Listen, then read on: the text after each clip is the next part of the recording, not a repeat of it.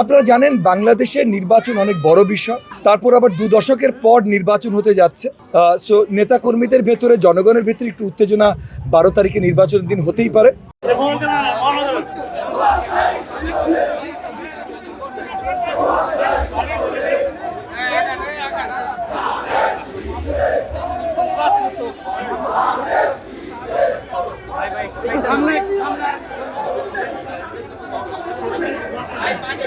আমরা আশা করছি কোনো ধরনের উচ্ছৃঙ্খলা হবে না, এবং গতকালও সব ক্যান্ডিডেট যখন একসাথে নির্বাচন কমিশন রিটার্নিং অফিসার করলেন, তখন এটা নিয়ে আমরা আলোচনা করেছি এবং একে অপরের সাথে যেন একটা সৌহার্দ্যপূর্ণ সম্পর্ক 12 তারিখ পর্যন্ত রাখতে পারি। আপনারা জানেন বাংলাদেশের নির্বাচন অনেক বড় বিষয়, তারপর আবার 2 দশকের পর নির্বাচন হতে যাচ্ছে।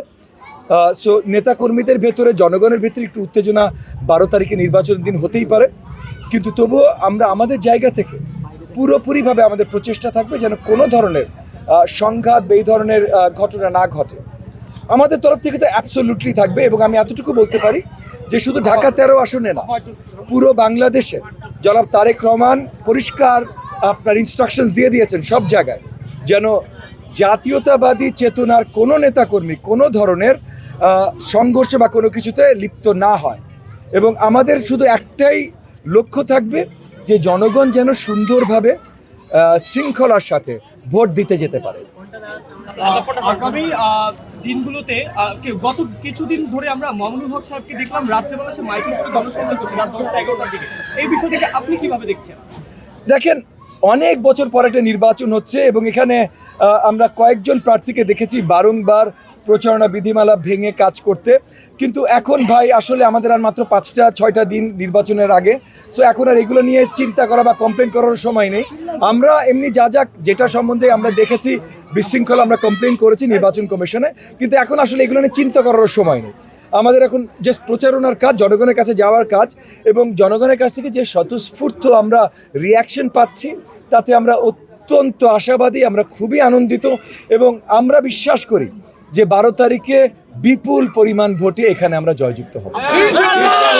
কোন বিষয়টি ঢাকা 13তে আপনাকে এগিয়ে রাখবে বলে আপনি মনে করেন, এবং আপনাদের নেতাকর্মীরা আপনাকে নিয়ে আশাবাদী? এবং যেখানে দেখলাম যে আপনি ধানের শীষ প্রতীক না থাকা সত্ত্বেও আপনি এখন ধানের শীষ প্রতীকে নির্বাচন করছেন, কিন্তু আপনি কিন্তু অন্যান্য আসনের তুলনায় ভালো সাড়া পাচ্ছেন বিএনপির নেতাকর্মীদের। এই বিষয়টিকে কিভাবে দেখছেন তৃণমূলের নেতাকর্মীদের সাড়া, এবং আপনাকে কোন বিষয়টি এগিয়ে রাখবে মোহাম্মদপুরে? দেখেন, তৃণমূলের নেতাকর্মীদের সকল ধরনের সহযোগিতা সারা আমি প্রথম থেকে পেয়েছি। একটা বড় কারণ হলো গত 10-15 বছর ধরে কিন্তু আমরা রাজপথের সঙ্গী ছিলাম।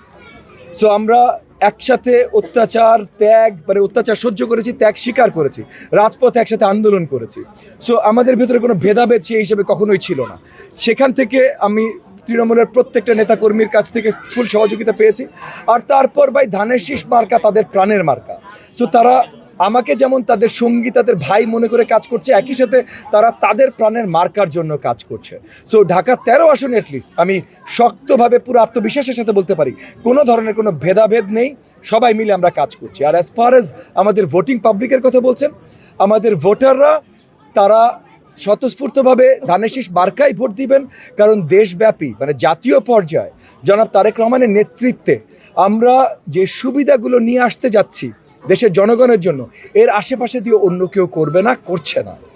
আর এলাকাবাসীর দিয়ে যদি কথা বলি, এই এলাকার যত বড় বড় সমস্যা আছে, সন্ত্রাস, চাঁদাবাজি, মাদক ব্যবসা, আপনার যানজট, রাস্তাঘাটের উন্নয়ন, গ্যাস সংকট, এই সব কিছু নিয়েই আসলে আমরাই কাজ করছি এবং আগামীতে আমরাই কাজ করতে পারবো। এটা নিয়ে জনগণের ভেতরে একটা আত্মবিশ্বাস আছে। সো ভোট পুরো বাংলাদেশে যেমন আমাদের ধানের শীষই পাবে, এই ঢাকা 13 আসনেও আমরা পুরোপুরিভাবে বিশ্বাসী যে ধানের শীষই পাবে।